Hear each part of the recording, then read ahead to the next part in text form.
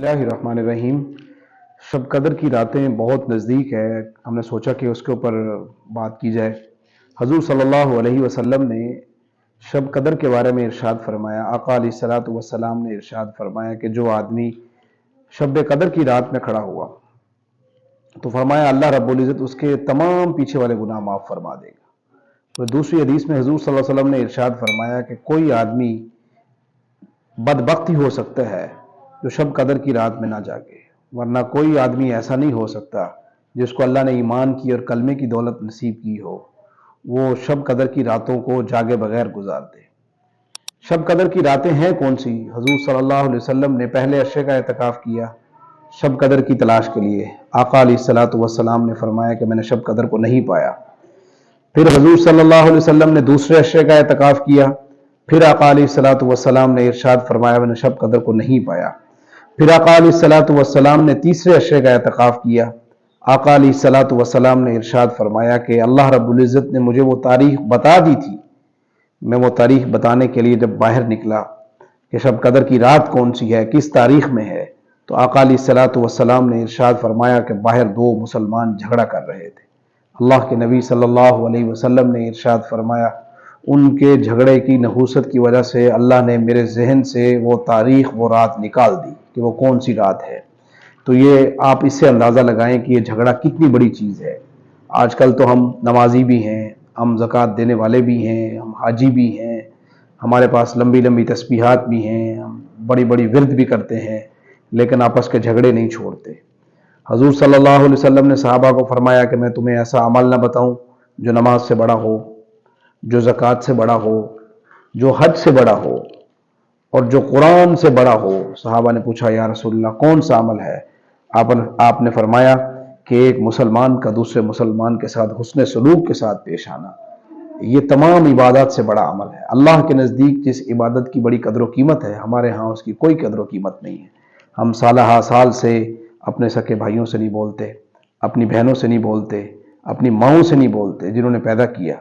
अल्लाह के हबीब सल्लल्लाहु अलैहि वसल्लम ने इरशाद फरमाया कि जिसने 3 दिन तक अपने मुसलमान भाई से ला ताल्लुकी का इजहार किया, बोलना छोड़ दिया, कता ताल्लुकी कर दी, तो अल्लाह रब्बुल इज़्ज़त फरमाया उसके किसी नेक अमल को कबूल नहीं करते।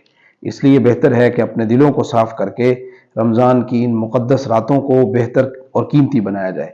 फिर अल्लाह के नबी सल्लल्लाहु अलैहि वसल्लम ने इरशाद फरमाया, अम्मा आयशा फरमाती हैं कि हुज़ूर सल्लल्लाहु अलैहि वसल्लम जब रमज़ान का आखिरी अशरा शुरू होता तो आका अलैहिस्सलातु वस्सलाम कमर बांध लेते, कमर कस लेते इबादत के लिए, और रातों को खुद भी उठते और हमें भी जागने का हुक्म फरमाते कि इन रातों को जागो। अम्मा आयशा दुआ बताती हैं, अल्लाहुम्मा इन्नी अस्अलुकल अफ़्व वल आफ़िया फ़िद दुनिया वल आखिरा। ये दुआ अल्लाह के नबी सल्लल्लाहु अलैहि वसल्लम पढ़ने का एहतमाम फरमाते।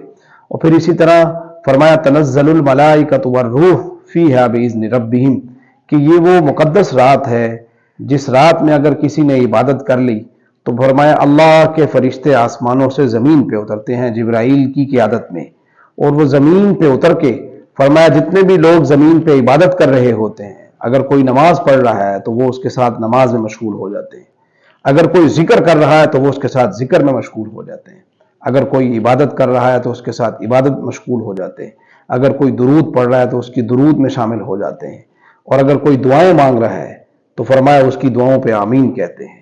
एक रिवायत में आता है कि वो फरिश्ते जो शब कदर की रातों में उतरते हैं, फरमाया वो जागने वालों के साथ मुसाफा करते हैं, जो उस रात में इबादत कर रहा हो, जाग रहा हो, उसको मुसाफा करते हैं। एक रिवायत में आता है कि उसके माथे पे बोसा देते हैं। अब आप अंदाज़ा लगाएं कि जिन जिन रातों में हमारी दुआओं पर फरिश्ते आमीन कहें, हमारी इबादत जो खुद अल्लाह रब्बुल इज़्ज़त हमारे मेहमान बन जाएं, तो हमारे घर की क्या शान होगी। ये जिब्राइल तो हुजूर सल्लल्लाहु अलैहि वसल्लम के पास आया करते थे, ये फरिश्ते तो अंबिया के पास आया करते थे, आज हमारे पास क्यों आ रहे हैं? क्योंकि ये शब कदर की फजीलत इतनी बड़ी है कि जो इस रात में जागेगा फरमाया अल्लाह उसको माफ़ फरमा देते हैं, और सुबह तक ये फरिश्ते उसके पास रहते हैं। अगर वो सुबह तक अल्लाह की इबादत करता रहता है तो फरमाया ये फरिश्ते सुबह तक उसके पास मौजूद रहते हैं, उसकी दुआओं पे आमीन कहते रहते हैं, उसके गुनाहों की माफ़ी की दुआ करते रहते हैं। और जब सुबह होती है, तुलुए फजर होता है, तो फरमाया ये फरिश्ते चले जाते हैं, फिर अल्लाह की करीम की बारगाह में जाते हैं, तो अल्लाह बावजूद जानने के, बावजूद इन्नहु अलीमुन बिज़ात सुदूर के, पूछते हैं कि मेरे बंदे क्या कर रहे थे।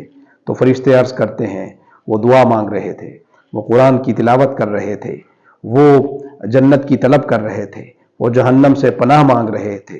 تو اللہ کریم باوجود جاننے کے عرض کرتے ہیں، اپنے فرشتوں سے فرماتے ہیں کہ اب ان کو کیا دیا جائے؟